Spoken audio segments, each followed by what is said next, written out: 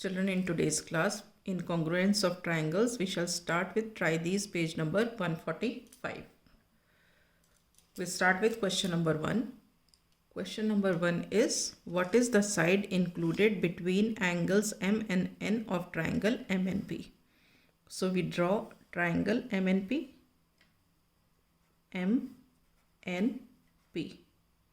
ठीक है, यहाँ पे क्या पूछा है, which side is included between angles M and N. ये है एंगल M और ये है एंगल N. तो इन दोनों एंगल्स के बीच में कौन सी साइड इंक्लूडेड हमें दिखाई दे रही है? ये साइड. तो हम बोलेंगे MN is the side included between angle M and angle N. Here in triangle MNP, side MN is included between angle M and angle N. All right. Now coming to question number 2. You want to establish triangle DEF congruent to triangle MNP. पहले हम बना लेते हैं DEF और MNP.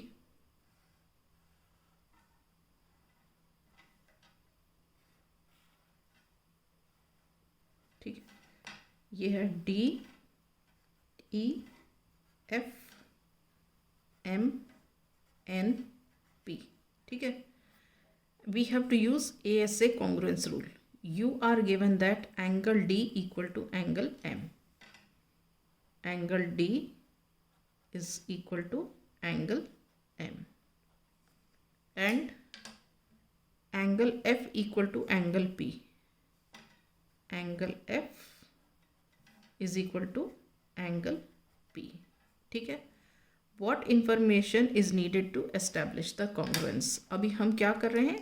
ASA. तो दो A तो हैं, S उसके बीच में होना चाहिए. तो बीच में कौन सा हो गया? ये.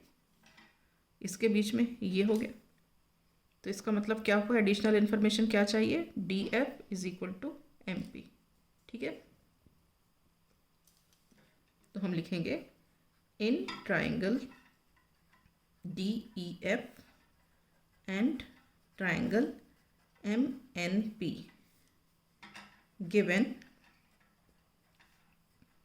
angle D equal to angle M and angle F is equal to angle P. ठीक है, अब क्या है? What information is needed to establish the congruence? The information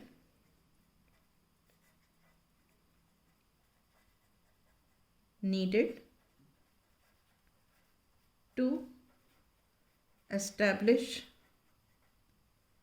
the congruence is DF is equal to MP. DF is equal to MP. Is this clear? Okay. Now we come to question number 3. Now measure of some parts are indicated. ये जो triangles है इसमें कुछ measurements दिए हुए हैं. By applying ASA congruence rule, state which pairs of triangles are congruent. In case of congruence, write the result in the symbolic form. हमें इसमें देखना है कि कौन से pairs of triangles congruent हैं, और अगर ये congruent हैं तो we have to write the result in the symbolic form. ठीक, so let us begin. हम ऐसे देख लेते हैं 40 डिग्री से 60 डिग्री की ओर जा रहे हैं, तो मतलब ABC. तो हम यहाँ लिखेंगे in triangle ABC and triangle 40 से 60 की ओर, मतलब ये FED. ठीक है, तो angle A is equal to angle F. Angle A is equal to angle F, that is equal to 40 degrees. ठीक है, अब AB A B is equal to F E, ये देखो A B is equal to F E, that is equal to 3.5 centimetres, ठीक है।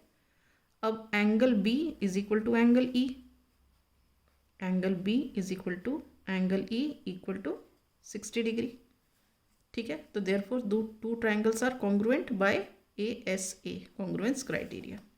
Therefore, triangle ABC is congruent to triangle FED by ASA congruence criteria. All right. Okay. Now we come to the second part of this. Now see here, हम ऐसे ले लेंगे 90 से 50 की ओर, मतलब in triangle QRP, in triangle QRP, यहाँ भी 90 से 50 की ओर DEF एंड ट्राइंगल DEF, ठीक है। तो यहाँ पे क्या है, angle Q is equal to angle D equal to 90 degree, ठीक है। अब देखो यहाँ पे उसके अलावा कैसे, ये साइड देखो आरपी,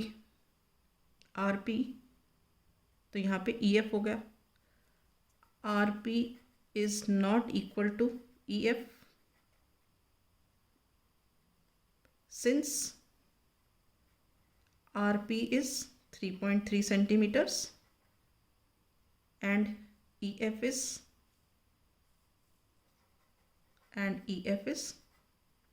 3.5 centimeters, ठीक है। दोनों की मेजरमेंट्स अलग है, तो हम क्या कहेंगे, therefore triangle QRP is not congruent to triangle DEF by ASA congruence